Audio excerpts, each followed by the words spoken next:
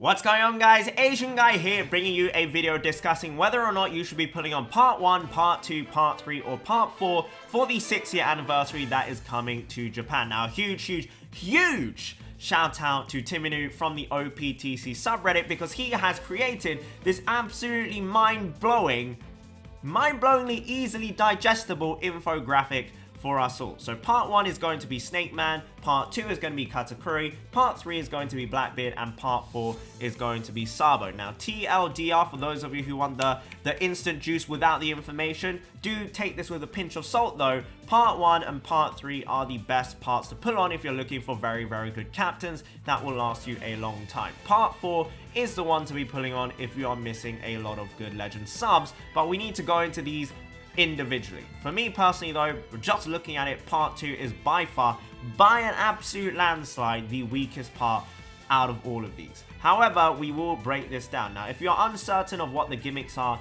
for this Sugofest, all the information is at the bottom. I will also leave the link to this infographic in the description down below as well. So if you want to digest it yourself, feel free to click on that link. So the Sugofest is going to be a 3x legend rate, which is very nice. It's going to be gold onlys, of course, and we will be getting a free multi on every single part 1, 2, 3 and 4, which will include the entirety of the new badge. However, we will also be getting free multis on May the 13th, 14th, 15th and 16th, and 3 more multis from the 17th, 18th and 19th. However, all of these multis, I believe, do not include any of the new legends or any of the new rare recruits, so do keep that in mind, because that's a lot of free multiples.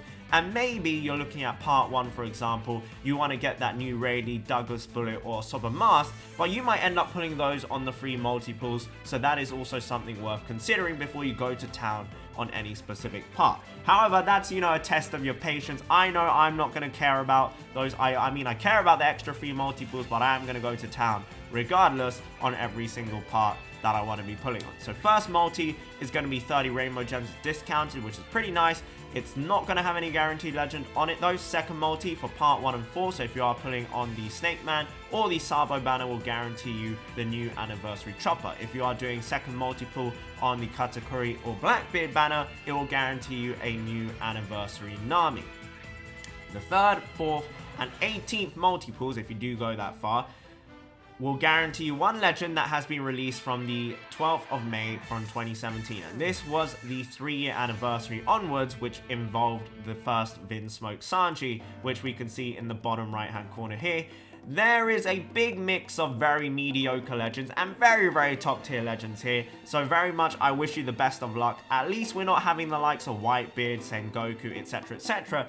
Although, honestly, I feel like there are some people who really do want to pull V1 Whitebeard now, because he's actually very good for PvP on Japan, and that does give him a lot of value. It's also worth mentioning, guys, that limit breaks, if you do rainbow or level up even by 1 level every single limit break socket, it will give stats on PvP. Voice crack there, but it will actually give you bonus stats on PvP. So dupes are not the end of the world now. Dupes for very old units like V1 Whitebeard are actually going to be useful. Sengoku though, you can still really shop him. He's not good in PvP, whereas the likes of Whitebeard, very good in PvP.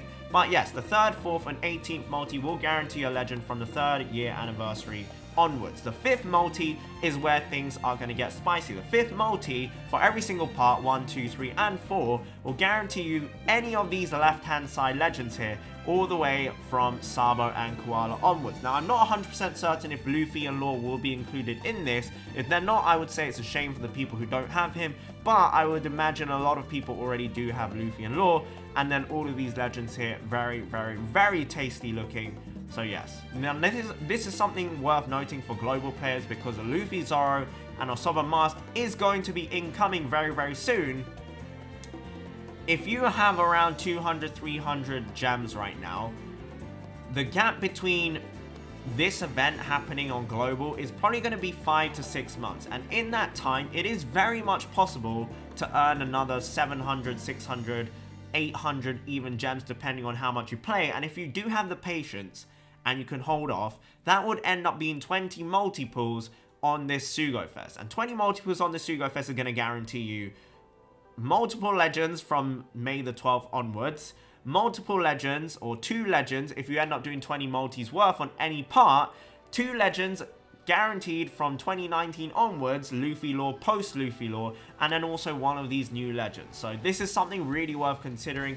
If you have, for example, top tier captains already, maybe you should hesitate and not pull on the Luffy, Zoro, and Osoba Mask banner. However, if you are missing a bunch of good legends, then that banner is worth going into. Sorry for going off on the global tangent, but yes, 5th and 15th multi will guarantee you a 2019 onwards legend, which is very, very, very nice. 6th multi-pull will guarantee, well, not guarantee anything, because it's going to be a times 6 legend rate up. However, having said that, I would say the base rate is around 4%, maybe 4.5%, so you should be expecting around 3 or 4 legends on the 6th multi-pull of either part 1, 2, 3, or 4. Whenever you do 6th multi-pull, it will be a 6 times legend rate up. Not every 6th though, so 6th, 12th, 18th will not have 6 times legend rate up, only multi number 6.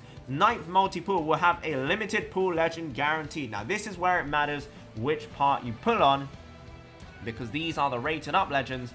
One of these will be guaranteed on the 9th multiple. We'll go into that and break it down each individual part in a moment. The 12th multiple will be a guaranteed legend with max special, and then the 20th multiple, I'm sure everyone's heard it now. If you end up doing 20 multis on any single part, that's 980 gems including the discount, you'll be guaranteed Snake Man or Katakuri or Blackbeard or Sabo. The only one I honestly recommend doing it on, however, is going to be the Snake Man. I do think he is the best legend in the game, even though I haven't seen any gameplay from him or anyone running him against any content.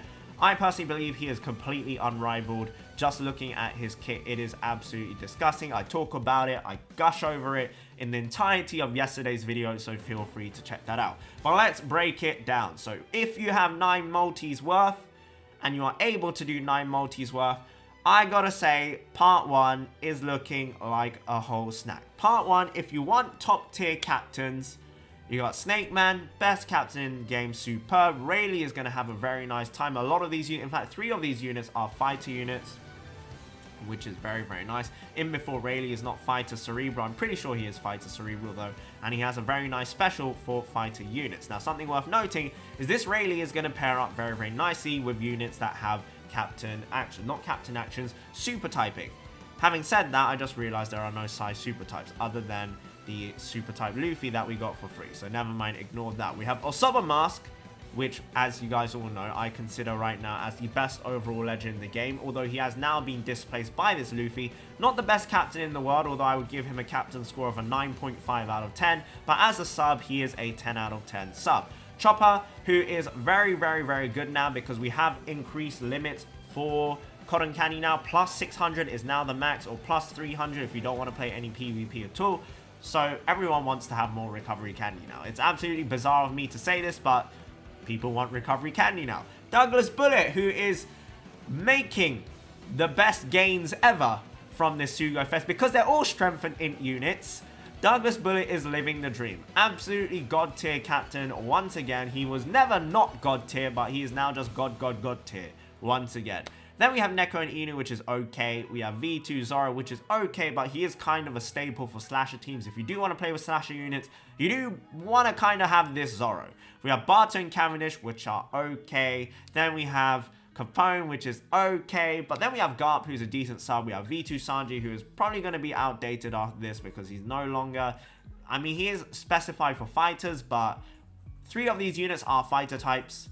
And I'm sure you can find mono-type fighter teams. Or if you're going to be using the Snake Man, he himself is a fighter type, fighter free spirit. So, RIP to Sanji. We have got V1 Katakuri. His 6+ is indeed very solid. We've got V2 Akainu. And we've got V2 Dofi and V2 Ray. Now, V2 Dofi is actually very good in PvP if you do run a driven team. So do keep that in mind as well. The available anniversary rare recruits are Anniversary Chopper, Ace, I forgot her name, this is really bad, Reiju, and Shanks. Now, they're all okay. I don't know what Chopper does yet, but the other 3, they're okay. The anniversary rare recruits, they're all always decent units, but they're not game-breaking units. The boosted rare recruits, however, we do have a pretty decent selection here. The new Boa, the new Law, we've got Stampede Buggy, who is a pretty good unit. The new Frankie is okay. Well, not new Frankie, but Wano Frankie, Wano Brook, they're okay. Otamo is pretty decent. The Viola is actually very good, in my opinion, very good for cerebral teams, and very good for any team she can go on. And then we got Kobe, who's okay. Ivankov and Bonclay, very good unit.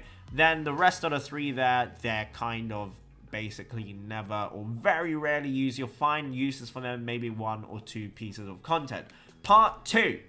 We've got Katakuri, Blackbeard. Now, this is the weakest part in my opinion. Katakuri and Blackbeard, which is great. Arlong crew might be okay looking on paper, but realistically speaking, you're really not going to be using them because they're just so tedious to play with. Pudding, who looks amazing on paper. When she came out, I labeled her as one of the best, if not the best sub in the game. But as time has passed, it's come evident that there's so many other uses or other units that you can use instead of her, or she just, realistically speaking, just doesn't really have a use anyway, because there's no piece of content where the interrupt is so bad that it cannot be bypassed by anybody else other than Pudding. Having said that, I do think this Pudding is going to be really good on Blackbeard teams. So if you want Blackbeard to go ham and you want to play with Blackbeard a lot, then I think this Pudding is something you really want to be looking at. Onami. Her usage is only really much there in Kizuna Kessen. If you want a crap ton of damage, she's there, and she can't even be used in a lot of pieces of content. So for me, Nami is honestly a bit of a bust, although I would happily take her because she will be a new legend. Vivian Rebecca, God tier sub, one of the best subs in the game, if not the best sub in the game for endgame content. That is the one thing I would say that really holds this part together. You got Sabo and Koala there, but Sabo and Koala have kind of dropped off their usage. Their gameplay, the amount of times they get used now, has dropped off a little bit, although I would say over the past course of the last year, they have been very nice. It's just very much recently they have kind of fallen off. V2 Mihawk is okay.